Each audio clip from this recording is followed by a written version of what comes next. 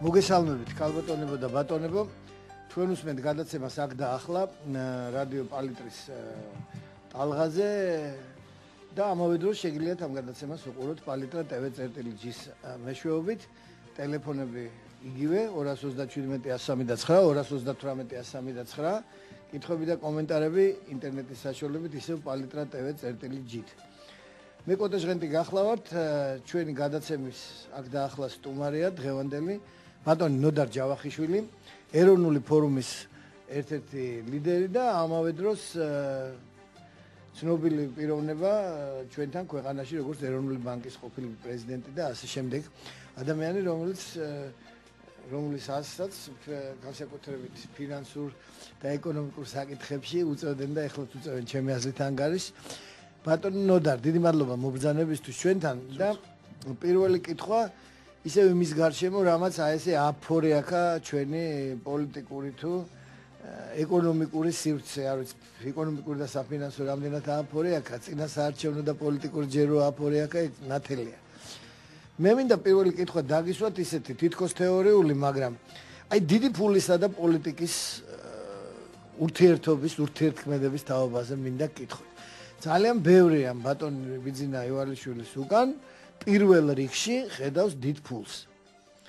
პირველ რიგში დიდ ფულს და იმ საშუალებებს, რომელიც შეიძლება რომ ამ დიდმა ფულმა მიცეს მის პარტიას და იმ ჯგუფს, ვინც მასთან გაერთიანებენ და მხოლოდ შემდეგ არის ხოლმე საუბარი იმაზე, რომ აი თუმცა მის განცხადებაში პირველ რიგში იყო რაღაც გეგმები სოფლის მეურნეობის დარგშიც და ასე შემდეგ და ასე შემდეგ. აი თქვენი აზრი მაინტერესებს ამით დავიწყოთ და შემდეგ კიდე რამდენიმე საინტერესო საკითხზე მინდა გესაუბროთ. შემოგვიყვეთ ჩემგან ხო მინდა მივესალმო ჩვენს მსმენელს და მაყურებელსაც, თუმცა ის მაყურებელიც ჩვენთვის მსმენელია, იმიტომ რომ ძალიან ეჭვმეპარება ეხლა მე და შენ საყურებლად დაждდეს ვინმე. ისინი გვისმენენ, კი არ გვიყურებენ, ესა მაქვს ხედულობაში. კი ბატონო. დიდი ხანი არ ყოფილი ვარ თქვენთან და სიამოვნებით მივესალმები ჩვენს მსმენელს. რაც შეეხება შეკითხვას, ჩემზე უკეთიცი ეს, რომ დიდ პოლიტიკას დიდი ფული განსაზღვრავს მთელ მსოფლიოში. ეს გინდა არ გინდა კარგია, ცუდია, მაგას პრინციპული მნიშვნელობა არ აქვს. ყველგან პრაქტიკულად ცივილიზებულ მსოფლიოში მიუხედავად იმისა, რომ საუბრობთ გამუდმებით დემოკრატიაზე, უმაღლეს ადამიანურ ფასეულობებზე, მაინც ფული ბევრ რამეს განსაზღვრავს და ზოგ შემთხვევაში გადამწყვეტია. ეხლა ჩვენსკენ მოვიხედოთ, ხო, აქეთკენ. რა ხდება დღეს? ფულიც, ძალაუფლებაც, მათ შორის თქვა სასამართლო, ყველა სახის ხელისუფლება, მასმედია, სულ ყველაფერი აქვს ხელისუფლებას, ხო? ეხლა მე ქართულ საზოგადოებას უნდა ვკითხო, საღად მოაზროვნე ნაწილს, ამაზე უბედურებად მეტი რა უნდა დაგვემართოს. და რასაკვირველია, იმაში რომ ბატონ ბიძინას ბევრი ფული აქვს, არის მიმზიდველობა ძალიან დიდი, პერსპექტივები ძალიან დიდი, არის რასაკვირველია გარკვეული საიშროება პოლიტიკისთვისაც და ეკონომიკისთვისაც. იმიტომ რომ რა თანხებსაც ასახელებენ, ეხლა ნამდვილად არ დამითვლია მისთვის ეს ფული და სიმართლე გითხრა, არ ვიცი რამდენად ობიექტურია ის უზარმაზარი თანხები, რაზეც საუბრობენ, ეს სრულიად საკმარისია. ყველა სხვა არ ჩადებს კაცო ამ პოლიტიკურ პროცესში, მე თუ მიჩნდება ხოლმე ეს კითხვა რომ არა სხვა რამის თმა მინდა, პოლიტიკისთვისაც საკმარისია ესა, მით უმეტეს დღევანდელ საქართველოში, როცა გაჭირება ზღვარზია პრაქტიკულად სიღატაკის ზღვარზე მოსახლეობის მინიმუმ 1/13 და დანარჩენიც შორს არ არის აქედან. და ეკონომიკისაც. ამ თანხით შეიძლება საქართველოში იყიდო ყველაფერი. და გახდეს თქვა ერთი კაცის ქვეყანა. მაგრამ ეხლა მოდით შევატრიალოთ რა. ბიძინა ივანიშვილს დღეს უშლის ვინმე? თქვა რომ ესეც გააკეთოს და პოლიტიკაში არ მოვიდეს თქვა და ეკონომიკაში ან დაეფინანსებინა შორიდან. ანუ მე არ მინდა რომ ამას რაღაცა აი უარყოფითი ეფექტები მოუძებნოთ პირველივე რიგში. რა ბიძინა ივანიშვილი რომ დარჩენილი იყო პოლიტიკის გარეთ და ესე საიდუმლოდ სხვადასხვა ხერხები და ეს ხერხები ძალიან კარგად არის ცნობილი ხო საქართველოში დაეფინანსებინა ეკონომიკას და პოლიტიკას. ვინმე თქვა ამის წინააღმდეგ იქნებოდა? თავარია რომ ლეგალურად, ღიად შემოდის ეს კაცი პოლიტიკაში და ზუსტად კარგად დაიწყე, ხო? ყველაფერს უთავიდაუნებით უკვე ერთი დადებითი არის. აფორიაქა საზოგადოება, სადაც პერსპექტივა პოლიტიკური ნაწილი მაქვს ხედულობაში, პერსპექტივა ძალიან ცოტა ჩანდა. აი ხვალინდელი დღის პერსპექტივა მათ შორის პოლიტიკურ ასპარეზზე ბრძოლისა ძალიან ცოტა იყო. თავისთავად კარგია რომ ააფიქრა, ყველა დააფიქრა, ზოგი შეაშინა, ზოგი გაახარა, შეიძლება ერთის უსაფუძვლო არის, შიშიც უსაფუძვლოა და სიხარულიც უსაფუძვლოა, მაგრამ თავისთავად ფაქტია, მე იმასაც მივესალმები რომ ძალიან საჭირო დროს შემოვიდა ჩემი ღმერთმენით. არა, ზოგი ააფორიაქა, მაგრამ ისეთი შეხედულებაც იყო რომ აგერ 60 ხელისუფლებას, 20 ქრისტიან დემოკრატებს, დანარჩენი 20 დანარჩენ სხვებს და გადავკუთვნოთ ერთმანეთი. ეს სიტუაცია იყო. ეხლა ყველაფრის კიდე ერთხელ გეუბნები. ვიღაცას მოწონდა ესეთი სიტუაცია. სააკაშვილი ამას აკეთებს. აკეთებს და არ წვენიან. და თანაც იმ პარტნიორებს, თქვათ, ახვეწნინებს და როცა უნდა მაშინ გადააგდებს. მე ვიცი ეხლა კულუარული აღარ არის ეს დაიწერა კიდეც ბევრგან. თუ თარგამაძე სულ სხვა იმედები ქონდა თელავში. და ეს იმედები ჰაერიდან არ მოდის, არც საკუთარი ძალების სწორი შეფასებიდან არის. ეს მოლაპარაკებაა. მაგრამ მიშა რო ცნობილია პოლიტიკაში და პირად ურთიერთობაში გადამგდებად, ეს არ არის ახალი ამბავი ალბათ არც ჩვენი საზოგადოებისთვის და სხვადასხვა არც უცხოური საზოგადოებისთვის. ასე რომ მაინც თქვენ თვლით რომ რაღაც პოზიტიური ის ექნება, რა ქვია, ივანიშვილის შემოსვლას თავის ფინანსები. მე ძალიან არასერიოზული კაცი უნდა ვიყო. რომ დღეს რამე დასკვნები ვაკეთო, მოგეხსენებათ რა ინფორმაცია მაქვს მე, ის ინფორმაცია გაქვს შენ და საზოგადოებასაც და ძალიან ახლო მხედველი ადამიანი უნდა იყო, ან უსაზღვროდ გაჭირებული, რომელიც რაღაცა 2 კაპიკს ელოდები, რომ დასკვნები სრულყოფილი გააკეთო დღეს. უბრალოდ მე კიდევ ერთხელ უსვავ ხას, რომ რახან პოლიტიკაში შემოსვლა მოინდო ამ კაცმა, კარგ დროს მოვიდა, აწილობრივ თქვა ჟურნალისტებსაც დაგავიწყათ სარკოზის ვიზიტი და ძალიან კარგი იყო. არ იყო იმისთან აჟიოტაჟი, მე მახსოვს აი სარკოზის ვიზიტის წინ სულ ყველა ჟურნალისტი ამას მეკითხებოდა და არა იმაზე სარკოზი რისთვის ჩამოდის, რა უნდა გაგკეთოს და ასე შემდეგ. და პრაქტიკულად პოლიტიკური სტილის დროს შემოვიდა, როცა ეს 6-იანიც ასკდა და პრაქტიკულად ყოველ შემთხვევაში ესე ჩანდა რა, რომ პოლიტიკოსები გადიან შვებულებაში. ამ ყველაზე საინტერესო ხო და ჩვენთვის ყოველთვის აქტიურ პერიოდში, ხო? შემოდგომის. დასაწყისში პრაქტიკულად სტილია.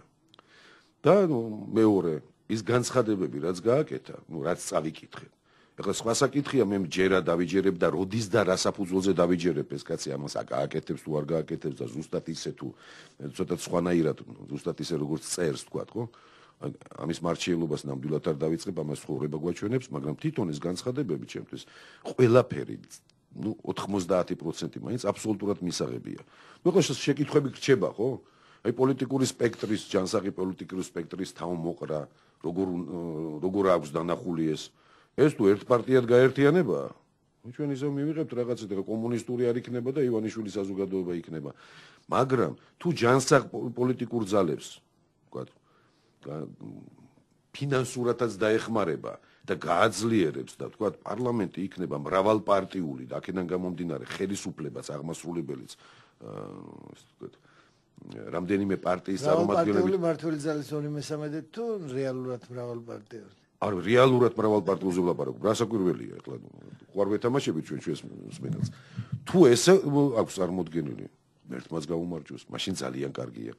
ანუ ბევრი რამე ჩვენ თანდათანობით მოგვეწოდება ალბათ საზოგადოებას და მიუყვებით ალბათ ანალიზს ამის კვალობაზე, მაგრამ ჯერჯერობით მე მიკვირს ზოგიერთი ისეთ შეშინებული გამოვიდა თითქოს ექსპერტები მოხ ზოგიერთი მხედველობაში თითქოს ბიძინა ივანიშვილი იმის დასაპატიმრებლად მოდის პოლიტიკაში და მინდა საზოგადოებას უთხრა და ეს ყველა შემთხვევაში ვეუბნებით ჩვენ ამას საზოგადოებას მე ყოველ შემთხვევაში და ბევრი ჩემნაირი ყველა შემთხვევაში თვალები ფართოდ უნდა გავახილოთ ყურები კარგად ასე ვთქვათ მივაპყროთ და პროცესები ვაანალიზოთ და დასკვნები ისე ვაკეთოთ.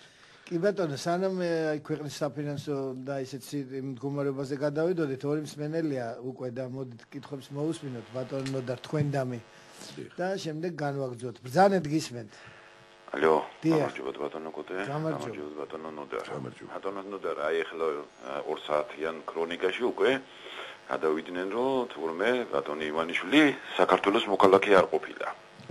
ესე იგი აღარ გაჭრა იმან რუსულმა ფურმა, ეხლა გადავიდნენ რომ საქართველოს მოქალაქე ვითომ ბენდუკიძე რო ჩამოვიდა მაშინ საქართველოს მოქალაქე იყო თუ ვაშაძე რო არის საგარეო საქმეთა მინისტრი ის რუსეთის მოქალაქე. ინა საგარეო საქმეთა მინისტრი იყო საქართველოს მოქალაქე, როცა დაინიშნა? ხო, მაგას ვამბობ და ეხლა რა მიმართულებით მიყავთ და რა პიარის აგორებას აპირებენ ეს რეჟიმი. და ჩვენი როლი რა უნდა იყოს და იგივე თქვენი როგორც მე არა ვარ პოლიტიკოსი, მაგრამ თქვენ პოლიტიკოსები და პოლიტიკური პარტია წარმოადგენთ. აი ის პოლიტიკოსები და ის პოლიტიკური პარტიები, რომლებიც აი საქართველოს გარდაქმნისთვის ახართ მოწოდებული. ეს თავშივე უნდა აღკვეთოთ თქვენს. მე მგონია განცხადებები არის თავისთავად გასაკეთებელი. თორე ესენი ამათი PR კომპანია დაიწყება და რა ვიცი, დაუსვა ამათ ფანტაზიას ზღვარი არა აქვს. დიდი მადლობა. კიდე ერთი მსმენელი და შემდეგ უპასუხოთ. მოგესალმებით. ბატონო ნოდარ, თქვენ გარდა იმისა, რომ კარგი ფინანსისტი ბრძანდებით, რამდენადაც მე ვიცი, ძალიან კარგად ერკვევით სოფლის მეურნეობაში. ბატონი ბიძინა ივანიშვილი ბრძანებდა, რომ 1 მილიარდი დოლარის ჩადებას აპირებდა სოფლის მეურნეობაში. და ახლა გაჩნდა კილიკი, რომ 2 წელიწადში როგორ აპირებს ქვეყნის აღორძინებას. საკმარისია თუ არა 1 მილიარდი. და 2 წელიწადი იმისათვის სოფლის მეურნეობამ ამოისუნთქოს და სწორ გეზზე მაინც დადგეს. დიდი მადლობა. მე მადლობა მინდა გადავუხადო ორივე კითხვას, თუმცა რასაკვირველად თან მიმდევრობით გავცემ პასუხს. პირველი კითხვის დამსმელ მოქალაქეს ჩვენს მეგობარს მინდა ესე ვთქვათ, ისეთი დამამშვიდებელი პოზიციით მივმართო. ეს ამ შემთხვევაში ბატონ ბიძინას წლის გულზე ასხავს წყალს. იმიტომ რომ იცით თქვენ, რომ ბიძინა ივანიშვილი აღიქმევა საქართველოში როგორც რუსი ბიზნესმენი და მეორე მხრივ ზოგიერთ საზოგადოების გარკვეულ წრეებში ხელისუფლებასთან ასოცირდებოდა, ხო? აი ესეთი განცხადებები ამ ერთს პირდაპირ აუქმებს, ხო? ანუ ჩვენს პოლიტიკოსებსაც გვაქვს ეჭვი ყოველთვის, იმიტომ რომ ეჭვიანი გაგვხადა ამ ცხოვრებამ და პოლიტიკოსი რაღაც დონეზე ეჭვიანი უნდა იყოს. ხო არ არის ეს სააკაშვილის ახალი პროექტი. აი რაც მეც აკნევს ფეხებს ხელისუფლება, მით უფრო ადვილად დარწმუნდება ყველა ასეთი სკეპტიკოსი, რომ ეს არ არის სააკაშვილის პროექტი და ეს კაცი ძალიან იმას რომ იმას შეთქმულების იმას რომ მივყვეთ და სპეციალურად აკნევენ ამ ხელფეხს. ხო, არა, ზუსტად მაგას გეუბნებით, რომ რაღაცა დონემდე მივა, ხო? ახლა ეს ყველა შემთხვევაში ყოველი ასეთი ნაბიჯი სააკაშვილის ხელისუფლების მხრიდან სკეპტიკოსების რაოდენობა შეამცირებს. ახლა თუ ისე დადგეს და ისე გაითამაშეს, რომ სოფლიოში ვერავინ ვერ გაიგო, არა? მაშინ მაგრები ყოფილა. ჩვენს პოსტფაქტუმ გავიგებთ და მაგას მაინც ვერ გავექცევით ვერსად, ისე რომ გეტყიგონებით რასაკვირველია, ეს ხელისუფლება უსინდისო მეთოდებით იბრძოდა სულ ხელისუფლებისთვისაც და ხელისუფლებაში დარჩენისთვისაც, რასაკვირველია, ეხლა ვერ გახდებიან ეგენ მამა აბრამის ბატკნები ბიძინა ივანიშვილთან მიმართებაში. რასაკვირველია, მასაც მოუგონებენ უამრავ რამეს და კაცმა მე მგონი გააკეთა განცხადება, რომ 3 ქვეყნის მოქალაქე ვარ და 2-საც ვაპირებ დავტოვო და ეხლა ბოლოს და ბოლოს მაგას დამტკიცება უნდა. და იცით რა არის, ჩვენი ხო ქართველები როგორები ვართ? დავანებოთ ბატონ ბიძინას თავი. ყველაზე ცუდი ადამიანიც კი, რომელსაც ვთქვათ, ვიცნობთ მე ან თქვენ მსმენელს მიმართავ, თუ ის ხელისუფლება მოსამართლოდ დაჩაგრა, იმ წუთში გვერი ხდება ჩვენთვის და ჩვენ მის სიმპათიები გვიჩნდება. ანუ მე მართალია ეჭვმეპარება, რომ სააკაშვილი ამას და ამდენს თამაშობს, მაგრამ ეს მხოლოდ ბიძინა ივანიშვილის წისქვილზე დაასხავს წყალს მათი ასე ვთქვათ, ფაფხურს დავარქმევდი ამას, თორე ეს ეხლა რეალობა სტანდარტ ძალიან შორს არის. ხალბატონს მინდა უთხრა, რომ მე ნამდვილად არა ვარ სოფლის მეურნეობის სპეციალისტი. ჩვენი ქვეყნის გაჭირებამ მაიძულა, რომ ყველა სფეროში მეტნაკლებად ჩამეხედა და მოეხსენება ალბათ საზოგადოებას, რომ მე მაკროეკონომისტი ისედაც ვიყავი და ეროვნული ბანკიდან თავის დროზე, როცა მე მას ხელმძღვანელობდი, ძალიან კარგად ჩანს ქვეყნის ეკონომიკის ყველა მიმართულება და ეროვნული ბანკი ზუსტად იმიტომ არის მაკროეკონომიკური ორგანო, რომ მან ეს უნდა იცოდეს. ანუ მე არა ვარ სოფლის მეურნეობის ასე ვთქვათ სპეციალისტი, თუმცა ერთი მხრივ გამლილი ჩემი ცხოვრება და მეორე მხრივ ეს ბოლო პერიოდში ძალიან სერიოზულმა გაჭირებამ მაიძულა, რომ პატარა ფერმაც მქონოდა და ყოველდღიურად მე მუშაობდა თოხი, ბარი და ასე შემდეგ. ანუ სოფლის მეურნეობას და რაღაცა დონეზე ნამდვილად ვარ, მაგრამ უნდა გაგიცრუოთ იმედები, მე არა ვარ ამის დიდი სპეციალისტი, მაგრამ გეტყვით, ეროვნულმა ფორუმმა, როდესაც დადო საზოგადოებას მიაწოდა ჩვენი ხედვები კონცეპტუალური ხედვები ეკონომიკის დარგში, იქ უპირველეს პრიორიტეტად და ქვაკუთხედად ქართული ეკონომიკისა მიჩნეული გქონდა ჩვენს სოფლის მეურნეობა და მაშინ მე ვთვლიდი, რომ უახლოეს წლების განმავლობაში წელიწადში 500 მილიონი აბსოლუტურად საკმარისია იმისათვის, რომ ძალიან სწრაფი ტემპით გარდაქმნათ თანამედროვე რელსებზე გავიყვანოთ. ხო, ჯერ ავაღორძინოთ, იმიტომ რომ ჩვენ სოფლის მეურნეობა ფაქტობრივად არ აგვაქვს. უნდა ავაღორძინოთ ჯერ და მე გავიყვანოთ თანამედროვე რელსებზე. ანუ უახლოეს 5 წლის განმავლობაში წელიწადში 500 მილიონი სრულიად საკმარისია იმისათვის, რომ ჩვენ მაღალ განვითარებული სოფლის მეურნეობა მივიღოთ. ვთქვათ 10-15 წლის შემდეგ. ანუ 9 მილიარდი. 10-15, ხო. ბიძინა ივანიშვილი დებდა 1 მილიარდს. 1 მილიარდს. ეს აბსოლუტურად. ეს კითხვა იყო ქალბატონის. მაგას ვლაპარაკობ, ზუსტად ეგ უპასუხე, რომ 9 კი საკმარისია და საერთოდ რაც მეტი იქნება, მით უკეთესი, თუმცა ქალბატონო, რა საკვირველია? ეს უნდა დაიხარჯოს მხოლოდ აბსოლუტურად გააზრებულად და სწორად. თორე სააკაშვილი რასაც ფულს ხარჯავს, მარჯვნივ თუ მარცხნივ. ის რომ ეფექტურად თქვენ აიგეთ ბიძინა ივანიშვილის განცხადების სკოლიოში რაც ეწერა ამ სოფლის მეურნეობაზე. აი იმ კუთხით და იმ თვალსაჩინო დანახულს თუ ეთანხმებით. გეტყვით, მაგრამ მე არ ვიცი, იქ ჩამონათვალია და ბევრი რამე არ ვიცი, მაგრამ მე ვიცნობ მის პროექტს, რომელიც ჯიღაურაში განახორციელა.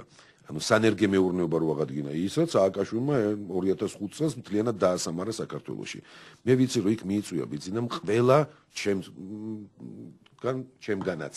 არა მარტო საზოგადოების, ჩემგანაც ძალიან საპატივცემულო პიროვნებები, თან სხვათა შორის ძალიან კარგი ნაზავი გააკეთა. ეხლა როცა ვაზის ჯიშების შენარჩუნებაზე მუშაობდა გამრავლებაზე და ნოდარ ჩხარტიშვილს წაიყვან, ეს ნიშნავს, რომ შენ მართლა საქმის კეთება გინდა და თანაც უამრავი ძალიან ნიჭიერი ახალგაზრდა მიიყვანა.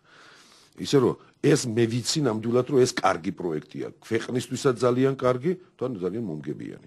თანაც აქაც ქველმოქმედებაა, ხო? ნამდვილად უფასოდ აძლევენ ამას, ოღონდ ფერმერებს, რომლებიც თვითონ სანერგე მეურნეობას გააკეთებენ, ვენახისთვის კი არა. და ამ ფერმერებს ეუბნება გააკეთეს სანერგე მეურნეობა, გაყიდე და იცხოვრე.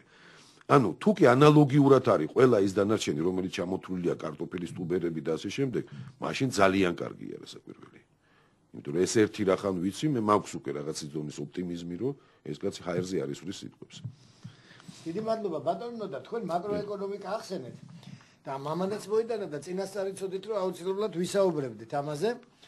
ზუსტად ესეთი საკითხია, რომელიც შეიძლება პირდაპირ საქართველოს არ ეხება, მაგრამ ამავე დროს ყველას ეხება. ნუ ცნობილია, რომ 2011 წლის ნობელის ლაურეატები ეკონომიკის დარგში გახდნენ ორი ამერიკელი მეცნიერი, ტომას სარჯენტი და კრისტოფერ სიმსი. და რაში აიღეს ახლა ამათ ეს ნობელის პრემია? შეფასებებში პოლიტიკის ზემოქმედებაზე, პოლიტიკური გადაწყვეტილებების ზემოქმედებაზე ქვეყნის მაკროეკონომიკაზე. აი ესეთი ძალიან საინტერესო და სხვა შორის აქ წერია, რომ ეხა მათი შეხედულები და ის არცად არავის არ გამოუცდია.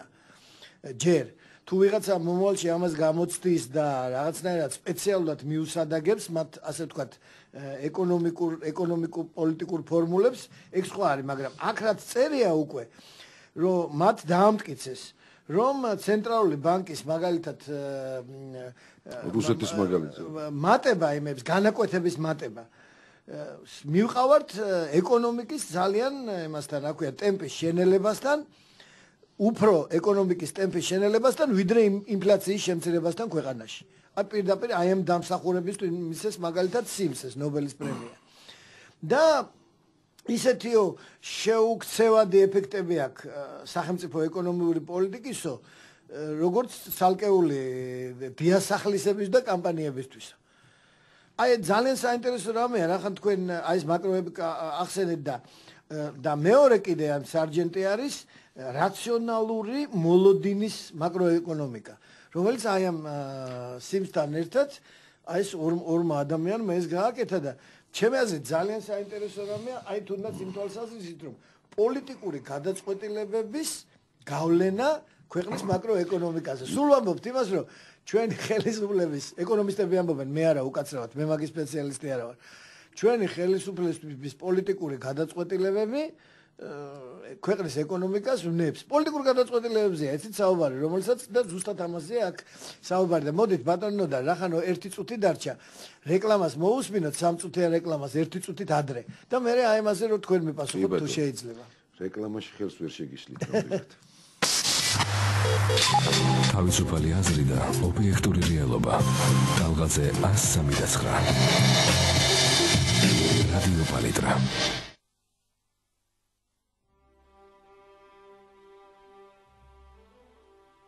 წიგნების კოლექცია ბავშვებისთვის.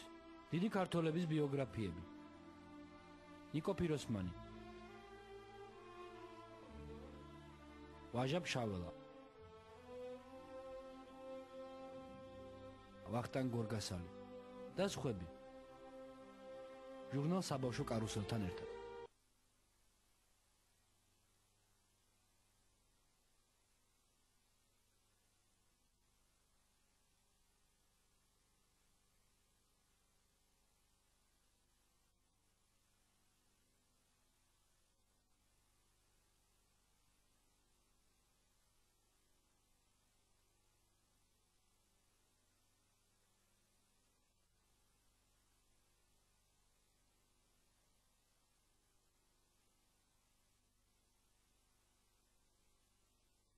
ყველაზე დაბალფასად. გააბედნიერეს შენთვის ძვირფასი ადამიანი, ყველასგან გამორჩეული, ძვირფასი სამკაოლით ფრანკო ფონტანას უახლესი კოლექციიდან. ფრანკო ფონტანა. გემოვნებიანი ადამიანების არჩევანი. უამინდობაში თუ ღამით, თქვენი უსაფრთხო მგზავრობისთვის ამბოლი გთავაზობთ უმაღლესი ხარისხის ფარებს და მსოფლიოში საუკეთესო, ყველაზე მძლავრი ნათების მქონე ოსრამის გერმანულ ავტონატურებს და ქსენონის სისტემებს. ოსრამის გერმანული ავტონატურები, რომლებიც ქარხნულად მოყვება გერმანულ და სხვა ავტომობილებს, ყოველთვის მნიშვნელოვნად მაღლად განან როგორც ნათების სიმძლავრით, ასევე გამძლეობის მხრივ ნებისმიერ სხვა ნათურაზე. მეტი ხილვადობა, მეტი უსაფრთხოება, მეტი კომფორტი.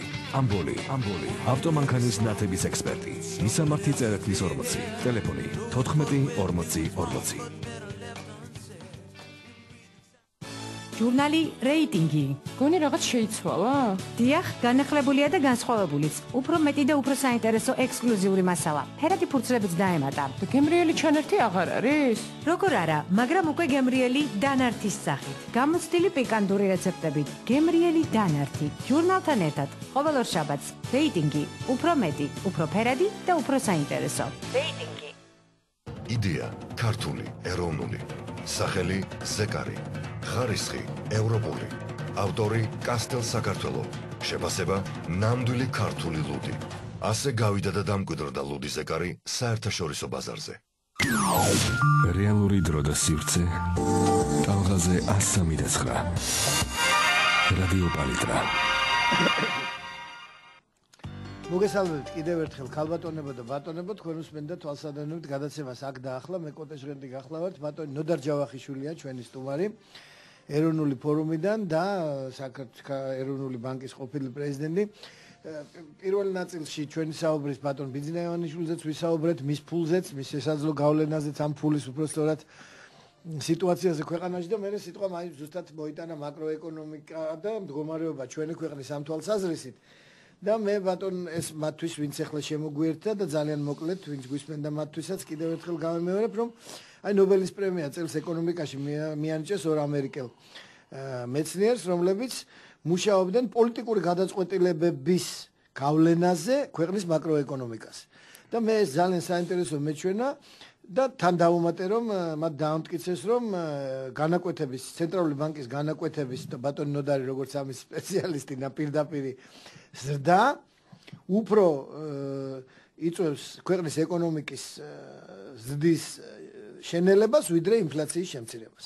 აი ამაზე თხოვე დავიწყოთ კომენტარი ბატონ ნოდარს. ჩემო ბატონო კუტე, პირველ რიგში დავიწყებ იქიდან რომ მე შენ მომაწოდე ეს ინფორმაცია, თორე ნამდვილად არ ვიცნობ ამ ნაშრომებს, რომ უფრო დეტალურად ვესაუბრო ჩვენს მსმენელს და მე ეჭვმეპარება რომ თავისთავად აი ამ თეზის გაჟღერება რომ პოლიტიკური გადაწყვეტილება სერიოზულ გავლენას ახდენს დიასახლისზეც და ბიზნესმენზეც ეს ნამდვილად არ არის ნობელის პრემიისთვის. მე ფიქრობ რომ მათ ამის მათემატიკური მოდელები გააკეთეს ალბათ და გათვლას აკეთებენ ალბათ რამდენად რომელი გადაწყვეტილება როგორ მოქმედებს ზოგადად ბიზნესზე და მაკროეკონომიკაზე. თორე ეს ცნობილია რომ ეკონომიკაზე პოლიტიკური გადაწყვეტილება ეს თეორიაშიც და პრაქტიკაში ძალიან მარტივ მაგალითს მოვიყვანე.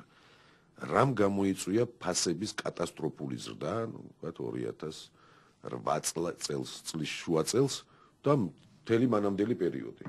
ეს იყო ამერიკის უპირველეს ყოვლისა პოლიტიკური გადაწყვეტილება დაიწყო ომი ერაყში, რამაც გამოიწვია ნავთობმომპოვებელ ქვეყნებში ყველგან ნავთობის კატასტროფული ზრდა და შესაბამისად ყველა დანარჩენ პროდუქციაზე შესაბამისი ზრდა. და ეს არის ყველაზე ნათელი და უახლოესი მთელი მსოფლიოსთვის. რასაკვირველია პოლიტიკური გადაწყვეტილებები უზარმაზარ გავლენას ახდენენ ეკონომიკურ გადაწყვეტილებებზე, ეკონომიკურ მდგომარეობაზე და მე ვფიქრობ, რომ აქ საკამათო არაფერი არ არის, სიამოვნებით გავეცნობი თუ მიმიწვდა ხელი, უბრალოდ ეს გათვლები ყველა მაკროეკონომიკისთვის ძალიან საინტერესოა ეკონომისტისთვის. რაც შეეხება განაკვეთებზე მათ დასკვნას, ეს თეორიაში ისედაც იყო ცნობილი, ეს ძვირი ფულის თეორია, როცა საუბრობთ საღრიცხვო განაკვეთების ზრდას, ანუ საპროცენტო განაკვეთები იწევს ქვეყანაში, ძვირი ფულის პოლიტიკა რასაკვირველია ინფლაციას ამცირებს და რასაკვირველია, როცა ფული მიუწვდომელი ხდება, ან ძნელად მისაწვდომი ვიდრე წინ იყო, ეს ეკონომიკურ აქტივობას ამცირებს. ამიტომ არის მაკროეკონომიკაში, თქვათ, იგივე ფულის მასის მართვა ერთ-ერთი ყველაზე სერიოზული საკითხი, ამიტომ არის ეროვნული ბანკები, ქვეყნის ცენტრალური ბანკები, ესეთი მნიშვნელოვანი ორგანოები, რომელმაც უნდა იცოდეს, როდის რა დოზით და როგორ იმოქმედოს. ის რაც საქართველოში აბსოლუტურად გაუგებარია. ხო, ეგ უნდა მეკითხა ჩვენთან როგორ მიმდინარეობს ხელისუფლებაში რაც მოვიდა სააკაშვილი, მე ჟურნალისტებს ვეუბნები, რომ დამანებეთ თავი. ვერ გაგიკეთებთ ვერანაირ პროგნოზს, იმიტომ რომ არაპროგნოზირებადია ეს კაცი და ეს კაცი ერევა ბოლომდე ეროვნული ბანკის პოლიტიკაში. ეხლა ჩემ დროს მიუხედავად იმისა, რომ შევარდნაძე არანაკლებ ოდიოზური ფიგურა იყო, ხო, მთელი მსოფლიო პოლიტიკისთვის და საქართველოსთვისაც. ის არც კადრულობდა და ვერც გაიყვანდა რო ეკადრა, მაგრამ არ კადრულობდა ეროვნული ბანკის საქმიანობის ჩარევას. აქ ვისაც არ ეზარება, ყველა ყოფს ხვირს. და შესაბამისად გვაქვს ეს მწვანე, შავი, უბედური პარასკევები, ხო? მე გავიხსენებ სააკაშვილის ხელისუფლებაში მოსვლიდან წლების განმავლობაში, 3 წელიწად ნახევრის განმავლობაში ლარის კურსი მყარდებოდა. და ვერავინ ვერ გამცა. ვერავინ ვერ გამცა პასუხი ქვეყანაში, რომელსაც აქვს უზარმაზარი უარყოფითი ბალანსი სავაჭრო გარღვევა სავაჭრო ბალანსში, ანუ უარყოფითი სალდო, ხო? რატო აძვირებს საკუთარ ფულს? რაც არის ექსპორტიორისთვის ზურგში מחვილის ჩარტყმა, ქვეყანას რომელსაც 20% აქვს ექსპორტი, მარტო და 80 იმპორტი, რას უნდა აკეთებდეს? ექსპორტი უნდა ჩაკლას, თუ უნდა წაახალისოს. და 3 წელიწად ნახევარი მარტო ერთი მიმართულებით მიდიოდა, ლარი მყარდებოდა, რითაც ძალიან ისეთი მიამიტები რომ ვიყოთ რა, თურქ იმპორტიორებს აკეთებინებდა უზარმაზარ ზემოგებას. და ზუსტად ეს არის ეგრეთ ის რა ქვია, კორუფციის გადანაცვლება. მაშინ მოხდა ზუსტად. კორუფცია დაბალ და საშუალო დონეზე მოისპო და ყველა მაღალჩინოსანი, ну რამდენიმე მაღალჩინოსანი იჯდა იმპორტიორებთან წილში და ზის დღესაც და აკეთებდნენ უზარმაზარ ფულს. ერთი თურქეთი რო საქართველოში ყიდის პროდუქციას, ეს ნიშნავს, რომ მისთვის მომგებიანია ეს გაყიდვა, ხო? ჩვეულებრივ პირობებშიც.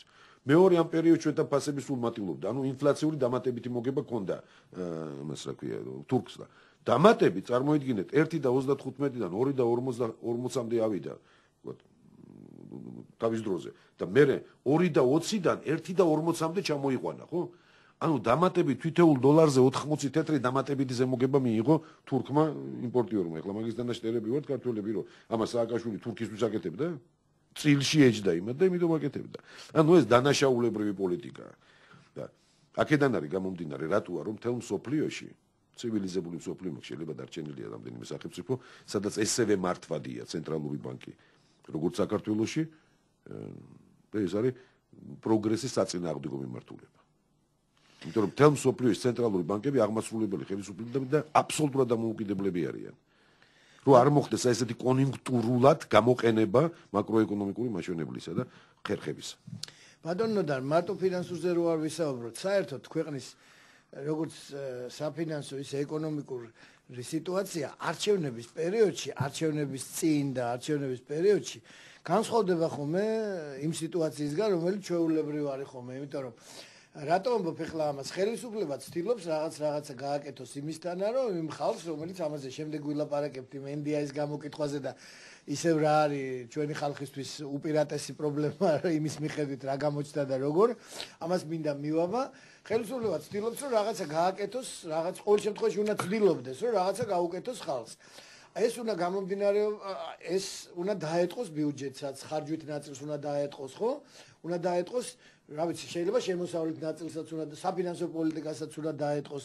უნდა დაეტყოს მთავრობის მხრიდან თუ უნდა დაეტყოს საერთოდ აი ბაზარს და ქვეყანაში არსებულ სიტუაციას. აი ეს მინდა გკითხოთ და თუ იქნება რამე განსხვავება წელს ამ არჩევნების წინ და ამ არჩევნების პერიოდში, რაც იქნება განსხვავებული წინა ემისგან, რა ქვია, წინა პერიოდში. ნახოთ, ჯერ ძალიან რთულია. ამ თვალსაზრისით. ძალიან რთულია მაგის პროგნოზირება, იმიტომ რომ ჯერ არ ვიცით, რა საარჩევნო გარემო გვექნება.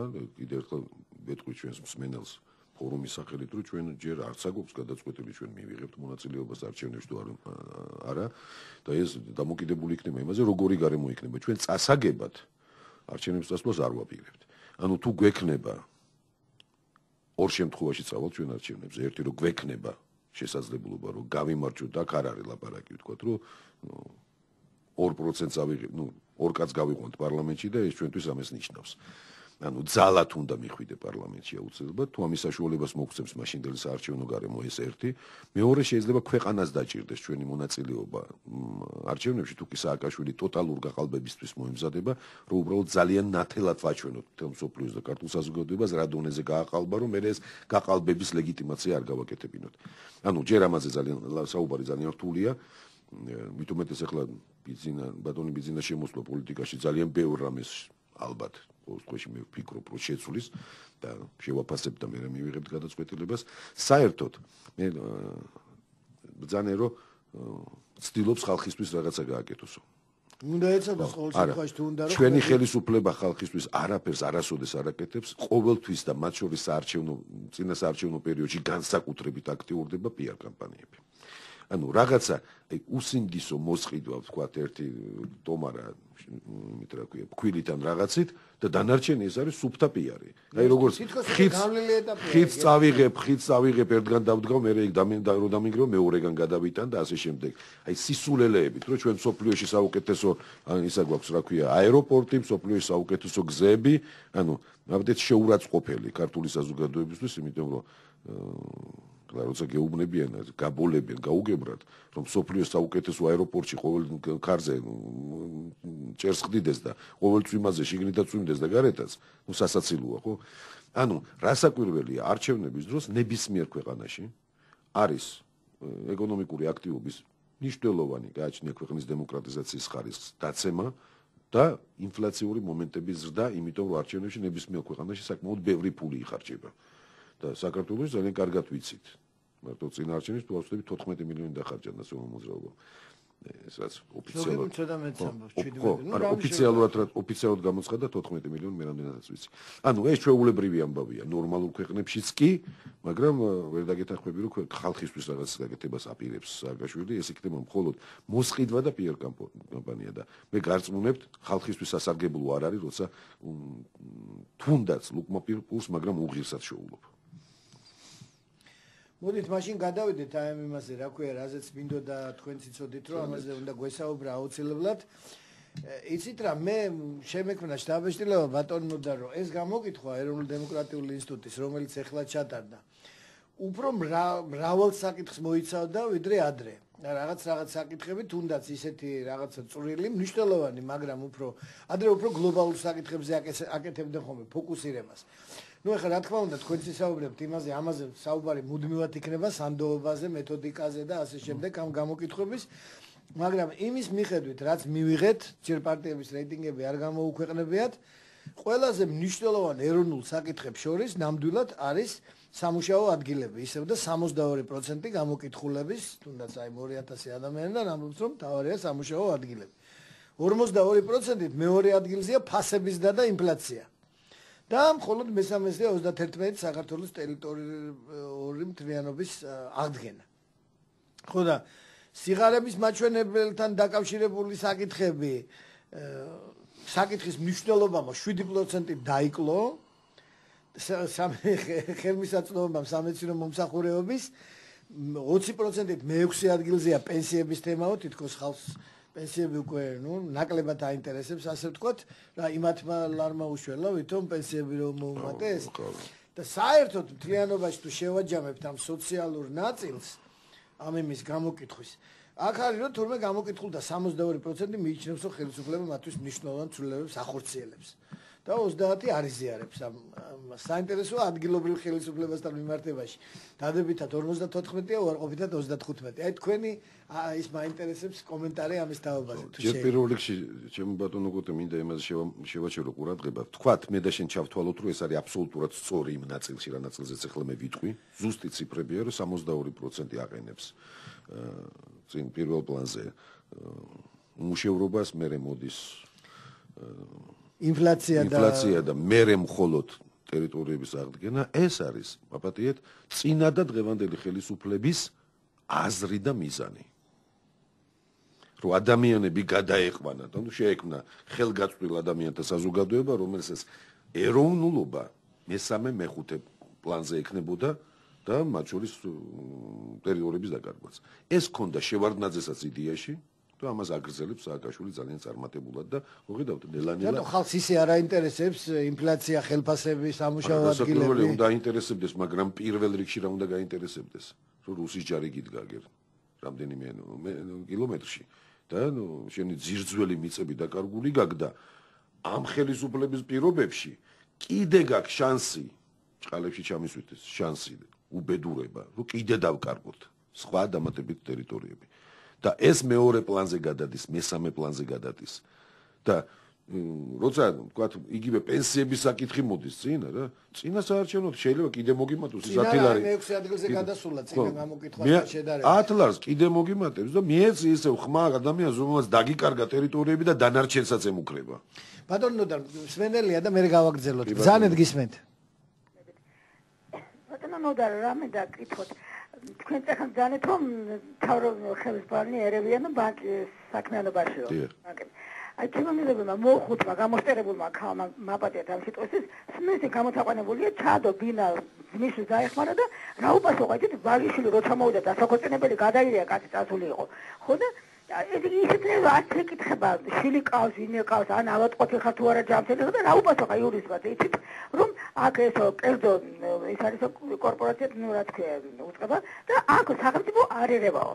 რამდენი მართალია ახლა ეს მაინტერესებს და თუ აქ რამე გამოსავალი ამ მდგომარეობაში თუ შეიძლება რაღაცა კარგად ვერ გაიგო ბატონო იქ კონკრეტულად აღხსნათ ბინა ჩადო და სესხი მიიღო და მე ვერ დაფარა და რა ამ ქალს უფლება არ ქონდა ეს მის სახელზეა ბინა მაგრამ მოხუცებულია და ვერ არის ჭკუაზე და ვალიშვილი წასული რაიონში იყო და არც კითხეს ბანკმა არ კითხა ამაზე მაქვს აქცენტი რომ არ კითხა ვინე შენ შვილი თუ ყავს ქალბატონო არიან თანახმად არა მაპატიეთ ქალბატონო ნამდვილად ვერ დაგეთანხმებით მაგაზე იმიტომ რომ მან ნოტარიუსის დამოწმებული იქნება აუცილებლად ეგ რომელიც აუცილებლად ადგენს საღაზრზეა თუ არა ადამიანი როცა ხელს აწერს მეორე მხრივ მესაკუთრეობა დადასტურებული იქნებოდა აუცილებლად წინააღმდეგ შემთხვევაში ბანკთან კი მომიდიხარ პირდაპირ სასამართლოს წადით ანუ თუ ცნობიერება არ ქონდა ამ ქალბატონს და ნოტარიუსმა დაადასტურა რომ მას ქონდა ეს ცნობიერება რა ნოტარიუსი წავაციხეში და პასუხისგებლობა დაეკისრება ანუ ესე მთლად თქვენ რო საუბრობთ მთლად მასე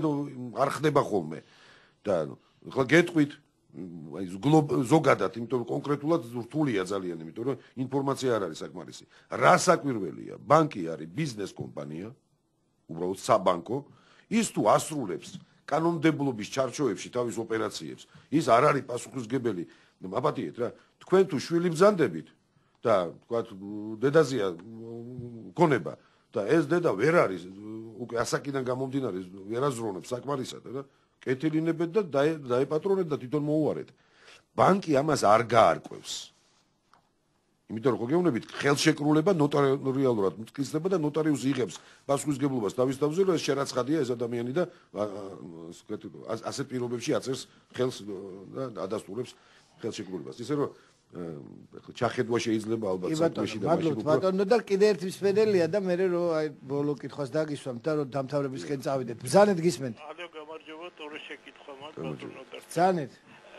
ერთი შეკითხვა ესეთია აი როგორ ფიქრობთ ბატონი ივანიშვილი რა ფლანგზე იქნება მემარცხენე მემარჯვენე და ასე შემდეგ და მეორე შეკითხვა ესეთია ის ბატონმა ივანიშვილმა ზანარო ვიყიდის ტელევიზიები და რაღაცები როგორ ფიქრობთ რამდენად აი ნორმალურად იყო ეს შემოთავაზება იგივე ჟურნალისტების მიერ. კორექტულობას გულისხმობთ, ხო?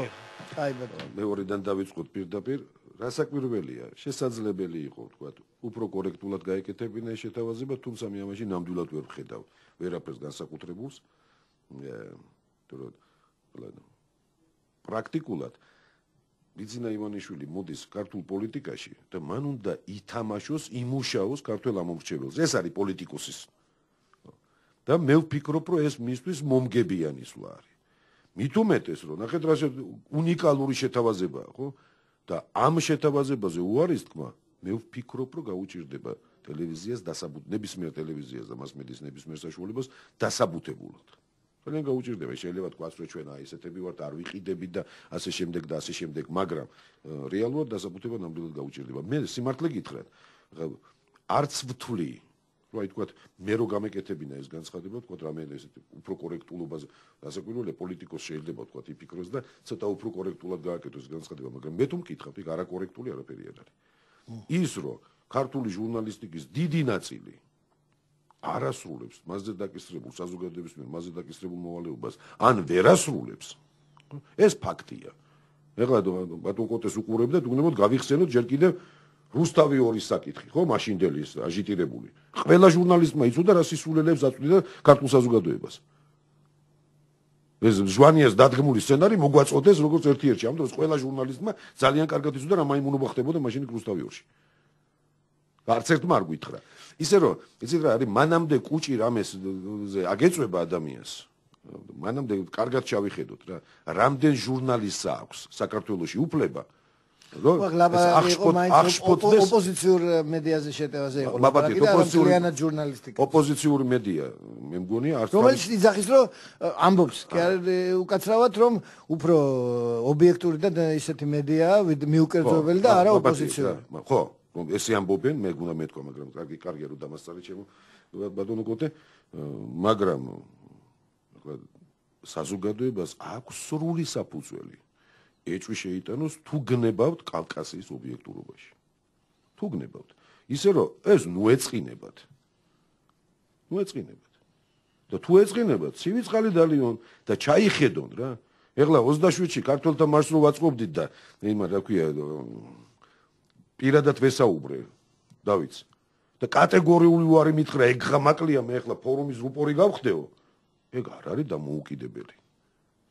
ეგ არ არის ობიექტური. არ რომელიმე პარტიის ის გახდეს რა. ეს არ იყო ჩაფიქრებული რომელიმე პარტიის, ეს იყო მოწოდება მთელი ქართული ხალხისადმი. ეხლა რასაკვირველია, შენ შეგიძლია, იმიტომ რომ ფლობელი ხარ და შენ თუ წყვეტავ ერთი კაცი, როგორ შეიძლება ადამიანი იყოს სრულად ობიექტური? შეუძლებელია, ბატონო. ეხლა იცით ხო, ნებისმიერ საკითხში მე იცით რა მინდა გავიხსენო და ჩვენს მსმენელს რა უთხრა, იცით? ეროვნული ბანკის პრეზიდენტი რო გავხდი მე, ეროვნულ ბანკში იყო 122 მილიონი ზარალი წითლით იჯდა ბანკი. ანუ არაფრის შესაძლებლობა არ ქონდა და $4 ეკვივალენტი ქონდა. საშუალო ხელფასი $4 ეკვივალენტი. ჩემს თანამშრომელს და მე $5 ეკვივალენტი მქონდა სულ. და ძალიან გაუჭირდა ხალხს. და მაშინ გავაკეთე რა იცით, რომ აი რაღაცა პატარა ფონდი გამოვყავი და თვითონ წყვეტავდი ძალიან გაჭირებულს, თქვა აი მარჩენალი მოუკვდა, თქვა სახში რაღაცა უბედურება, ავადმყოფობა და ასე შემდეგ. ქონდა მაგის უფლება. კი. ეს ფონდი შევქმენ და თვითონ წყვეტავდი ერთი თვის განმავლობაში და ერთ თვის მე მივხვდი, რომ მე ძალიან არაობიექტური ვიყავ, მიუხედავად იმისა, რომ შინაგანად ობიექტური კაცი ვარ. იმიტომ რომ ვისაც კარგად ვიცნობდი, მისი ოჯახის გაჭირება რო ვიცოდი, ის უფრო მიმქონდა გულთან და სხვისი ისე ვერ მომქონდა, იმიტომ რომ მე ვფიქრობდი, რომ თქვა მატყუებს და ყველაფერს სიმართლეს არ მეუბნება. ერთ თვეში ავგრძალე ეს პრაქტიკა, უბრალოდ შევქმენი ფონდი ჩემი ბრძანებით, სადაც პირდაპირ ეწერა. რო თქვა ოჯახის წევრის გარდაცვალების შემთხვევაში აი ამდენი ლარით კუპონით მაშინ. ამდენი კუპონით დავეხმარებოდით. ქორწილის შემთხვევაში, შვილის გაჩენის შემთხვევაში ჩამოწერილი იყო. ისე რომ პიროვნულად არ ჩაიხედა არავის. და აბსოლუტურად რასაკვირველია, ესეც არ არის, არაფერი არ ახსენებს აბსოლუტურად ობიექტური.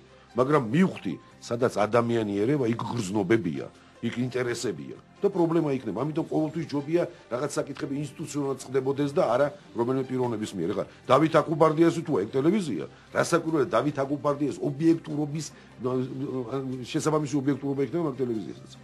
და მოეწყინებათ ბატონო და კიდევ ძალიან მოკლედ 2 წუთი დაგვრჩა აი მეორე კითხვაზე მე მარჯვენა მხარეს იქნებაო პოლიტიკური სპექტრის თუ მარცხენაო როგორ გონიათო მაპატიეთ რა მე ნამდვილად არანაირად არ მინდა შეურაცხყოფა მივაყენო და რამ გული ვატკინო თქვა ამ შეკითხვის დამსმელს მაგრამ ის უნდა ვთქვა აუცილებლად რომ დღეს სოფლიო პოლიტიკაც და ქართულ პოლიტიკაში მით უმეტეს ესეთი ზღვარი არც არის და არც იქნება და ახლა რა პრინციპული მნიშვნელობა აქვს თქვა ეხლა რიგითი ქართული უფრო არის ხოლმე მემარცხენე ცენტრისტული მემარჯვენე ცენტრისტული ეგ უფრო პოპულარულია ეს არის მაპატიეთ რა ეს არის თეორია ცენტრისტი იყო თორე მემარჯვენე და მემარცხენე იქნები თუ არა მან ეგ უკვე ნიუანსია ეს არის ნიუანსია მხოლოდ თეორიაში ჩემო ძვირფასო ბატონო კოტე და ძალიან კარგად იცით თვითონ ეს არის მხოლოდ თეორიაში თორე ვერ ნახავთ ვერც ერთ პარტიას რომელიც ან წმინდა მემარჯვენეა და ან წმინდა მემარცხენეა ან წმინდა ცენტრისტულია შეუძლებელია ეს დარჩა უბრალოდ რომ აუხსნა თქვა სტუდენტებს საზოგადოებას რაღაც თეორია მიაწოდო